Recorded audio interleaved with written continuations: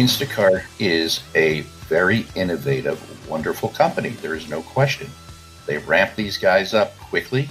They got them in the business. The retailer has to get on their own or has to use a vendor that can provide a very different service as this industry matures.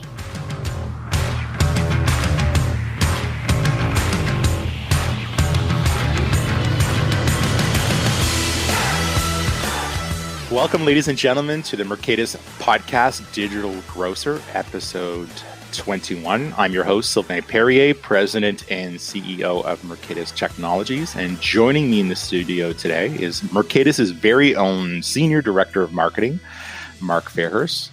Mark, thank you for joining me. Well, you're welcome.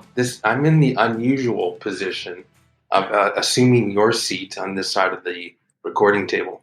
Oh, that's great. Do you feel more empowered? It's a little more comfortable sitting on this side. Thank you. But I wouldn't assume any more power than I currently have as marketing. Well, that's already a lot, to be honest. Yes. So it's kind of interesting. You know, winter's creeping here in Toronto. The NFL season is certainly well underway. And guess what? For those of you that watch hockey, it's on. It's on, and I think we all know they're calling for snow for Halloween. I'm not sure if that's true. It is. Yeah, the leaves are falling, the rain and the temperatures are plummeting. It's here. So goodbye summer. Goodbye summer. Now, in our last podcast, we chatted with the team from Replenium, and we talked about the value of data, what retailers could be doing with a myriad of streams of data that they're collecting, and how they could turn it into actionable insights, and so on. And kind of the one thing that really struck me is, some retailers are just not doing anything with that data, or turning it. They may be using it to turning it into information for themselves. But I think there's this kind of opportunity for them to kind of push this back out to the market. Absolutely. Yeah. And that episode, it's just been out, I think, a little less than 2 weeks, and it's already generated an overwhelming number of listens based on our history. It's amazing. Well, and that's interesting because I haven't looked at the most recent stats of our listens, but I will tell you, I have received a numerous amount of emails and phone calls because of that episode. And some have come from ecosystem partners, from startups, and they're essentially asking very similar questions. They're asking about what data should they be collecting? What do retailers truly need in the context of data and reporting? And what kind of information are CPG companies looking for? Yeah, absolutely. Yeah, I don't doubt. And this one question really stood out, and it came in from a phone call from a very early stage startup in Boston. Go Bruins. And just right there, I just painted a target on myself for saying "Go Bruins." Right. Yeah. And these guys that are running this startup, I wouldn't say they're not, younger than you and I. These guys have experience in the space. They've actually had two successful exits in the past. And they have this really interesting concept. But the question really fundamentally that they asked over the phone on Friday of last week was, how come some grocery digital commerce platform providers out there won't partner and have decided to fence off their system?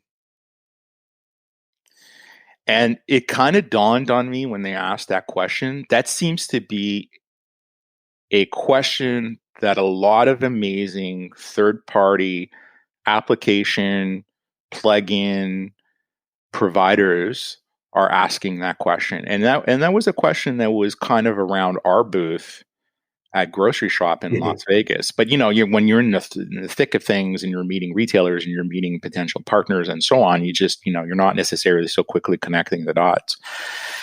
And I had to explain to these two gentlemen that some businesses in this space aren't necessarily geared to serve the retailer and their needs, and that in the long run, and it's a bit of a prediction here, but I've been in this space long enough that survivability is, for some of these business models, is questionable, and it will come at a great cost. And an ecosystem approach and truly like an open mindset to better serve the retailer always wins out.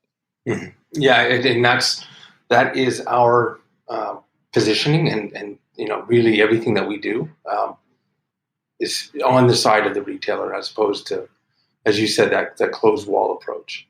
Absolutely. Now, there's one person who gets this. And ladies and gentlemen, his name is Rob Christian. Rob is the CEO of Shophero.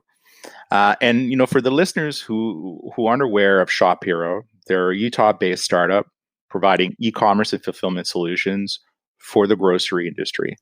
Now, to be completely transparent, they are, to a certain extent, a competitor of Mercatus. And I want everyone to appreciate one thing. And this goes to the core of my own DNA as a businessman. This podcast is truly about the collective, the listeners, and about moving the industry forward.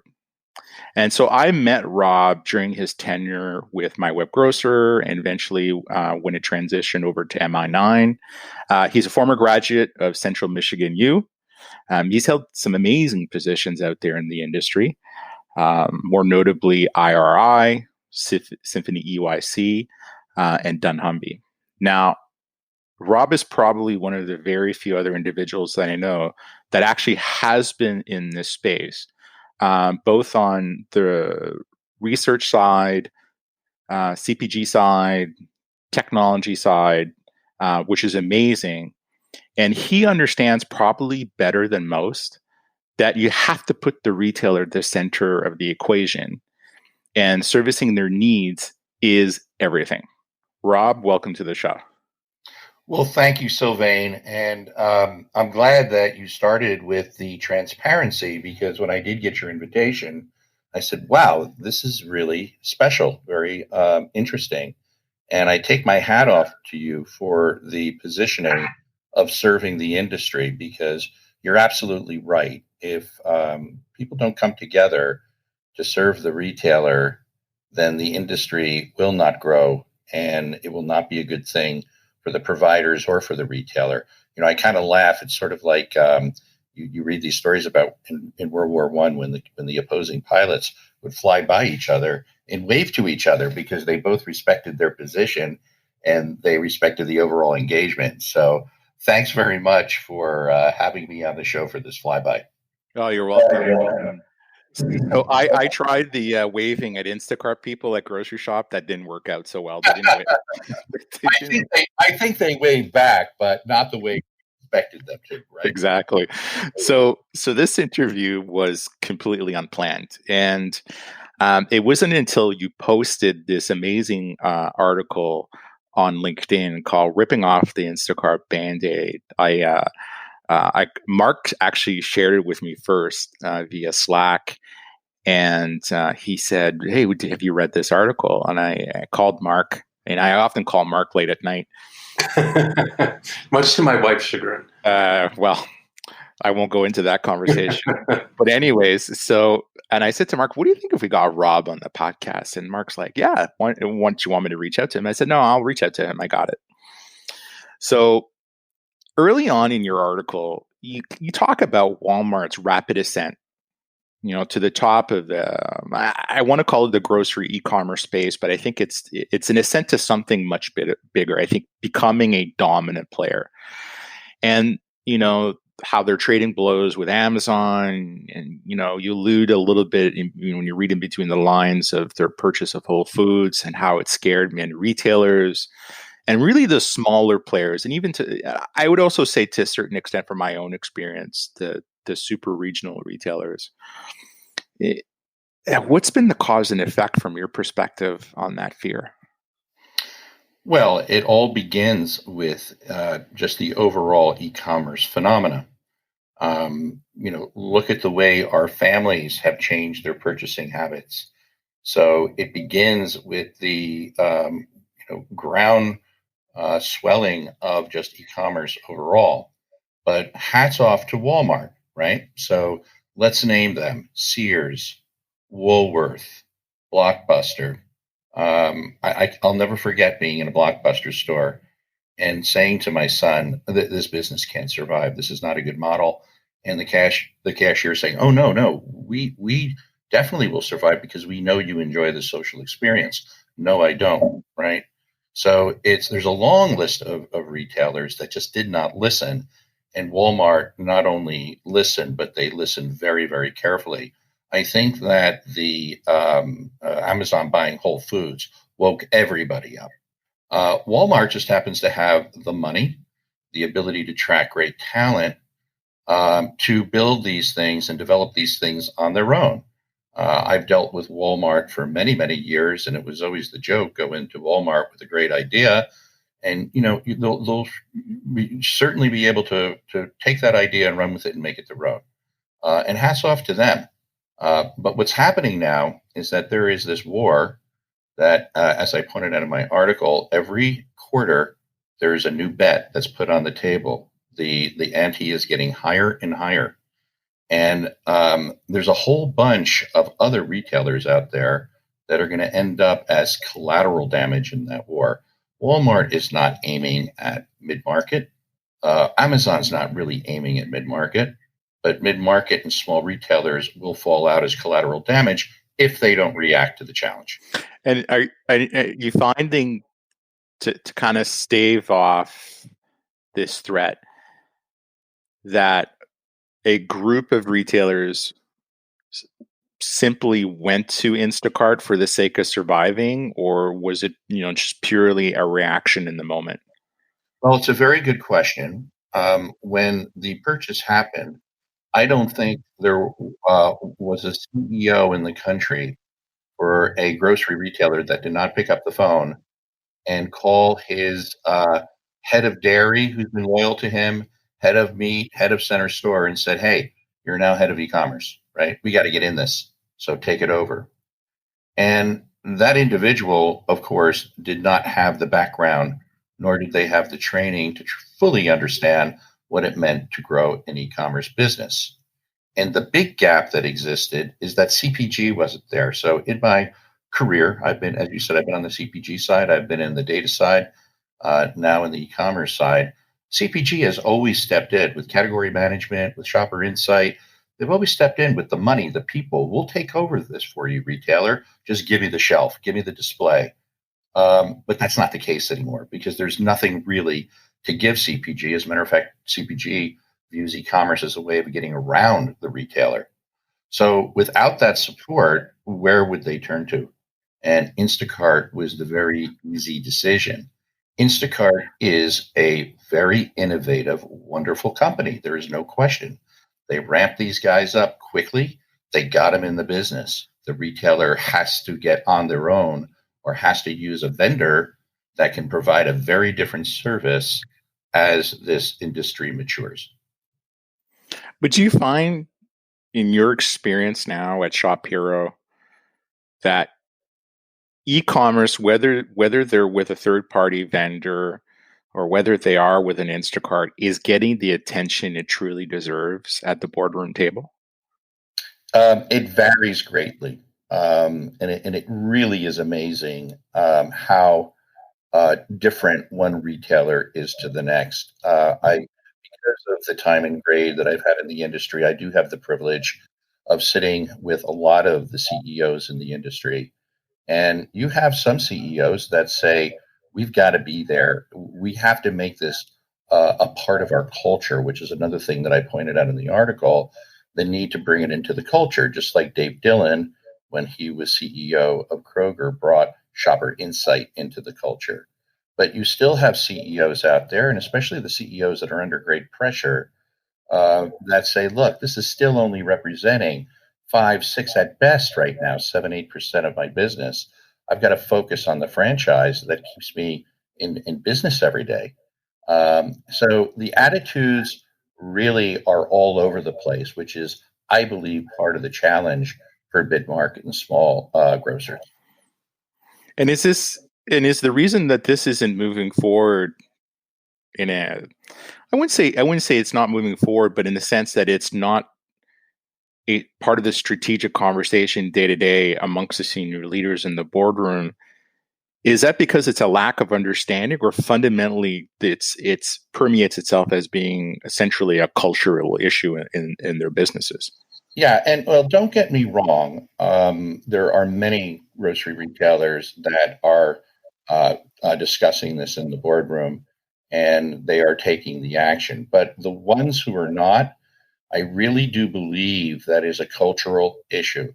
The culture of grocery retailers does not support the concept of people getting on a computer and making a purchase.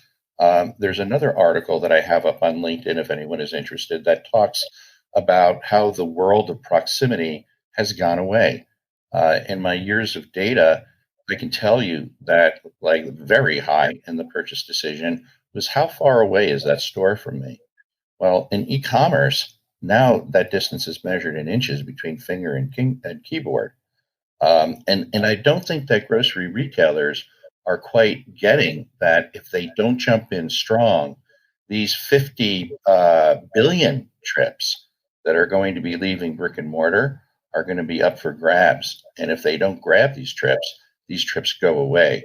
So I do believe it is a cultural issue, because this is not the way grocery retailers are used to operating. They're used to flesh contact with their shopper, right? So it definitely goes against the culture. So this brings on kind of an interesting question, right? I think when you look in the world of CPG, and Rob, you're considerably more of an expert in this space than I am. But when I kind of look at the world of CPG, and the big challenge that they're having right now is the lack of what some of their dollars can do in influence online, and they don't seem to be part of that conversation. So trade and co-op dollars, research budgets aren't necessarily part of the e-commerce equation. And so any reason or any idea why you think the retailers have not brought the CPGs into the table to be part of that conversation? Well, again, it's process and it's culture, right? So in the article, I did point out that part of what has to happen here is that these top to tops have to involve different people than they have in the past. So, sitting down with a CPG company and having their EVP of sales in the room, the conversation is going to be around market development fund. Market development fund is not the trough that the retailer should be tapping into for support with e-commerce. You've got a marketing department that is part of these CPGs. And now that marketing guy has got to be brought to the table to talk about how they develop their e-commerce business. There's still a little bit of a stack 'em high, watch 'em buy mentality. How can I get the best deal? How can I drive my price down to the lowest point? How will you buy displays? Will you buy shelf space? Will you buy ads? Because this money, quite frankly, is at very much the center of what keeps a lot of grocery retailers going. So those conversations have to keep going. They depend upon that money, but there needs to be a parallel conversation, and that is not part of the culture today. So you're now running Shophero, and you've written this amazing article. So share with our listeners, how do you pull this Band-Aid? Yeah. So the first thing is to recognize that the Band-Aid needs to come off, right? Very easy to wake up every day and say, you know what, these guys are doing a great job for me. As a matter of fact, I just recently had a conversation with a CXO level individual at mid-market. And that was one of the statements. Instacart, they do a nice job. They come in, they pick the order, they get it nice, they deliver it, people like them, and I don't have to think about it, right? But the reality is that you're losing your brand, right? So of course, Instacart for larger clients does have a white label solution, but take your wallet out. It's extremely expensive to engage with them on a white label basis. So the first thing that has to happen is just the reality. I can no longer lose my brand. I have to create a seamless shopping solution.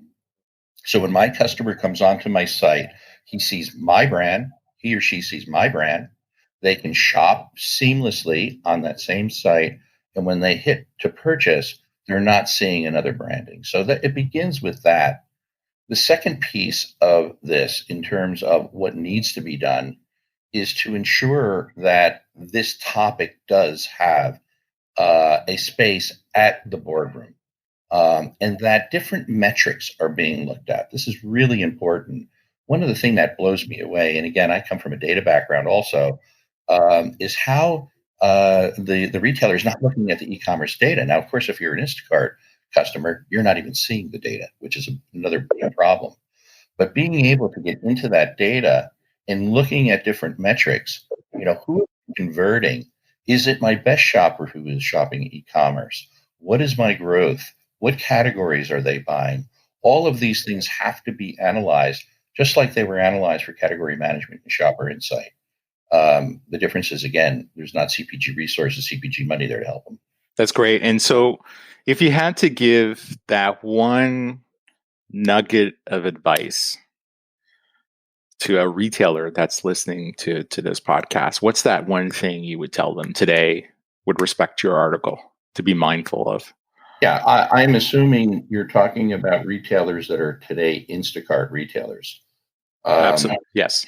I would take a look at when my Instacart contract was ending, and about a year before that contract end, or if there's within a year, I would definitely issue an RFP. I would definitely see different vendors in the industry. You and I sit in a different class of vendor. We're very different in many ways. And that retailer has to make a decision, not only on the capabilities of the retailer, but also how well that retailer works with them and how well they can blend within their culture. But that would be the first piece of advice I would give Instacart retailers. Excellent. Now, Rob, it's been a pleasure speaking with you today. How can our listeners get a hold of you? Great. I am reachable at rob.christian@shophero.com. Can I give a phone number out on the podcast? Is that sure? Sure. Yeah. 908-343-9665. Like Sylvan, I'm one of these 24/7 guys. So reach out to me and I promise I'll get back. That's amazing. Rob's probably the only guy that breathes and eats and does all those great things with retail. So thank you so much for being on the show. Thank you, Sylvain. It was a real honor and a real pleasure. Thank you. Ladies and gentlemen, thank you for listening. And don't forget to download our next episode, where I'm sure Mark and I will be tackling something that's happening and emerging on the retail landscape. And Mark, are we recording our next show in studio in New York? That's actually, I think we have one more episode planned here. Okay. And then another episode in New York. Yes. Awesome. So how can people get a hold of us, Mark? Usual way, just go to our website, www.mercatus.com, shoot us an email, follow us on our social channels. Thank you, everyone.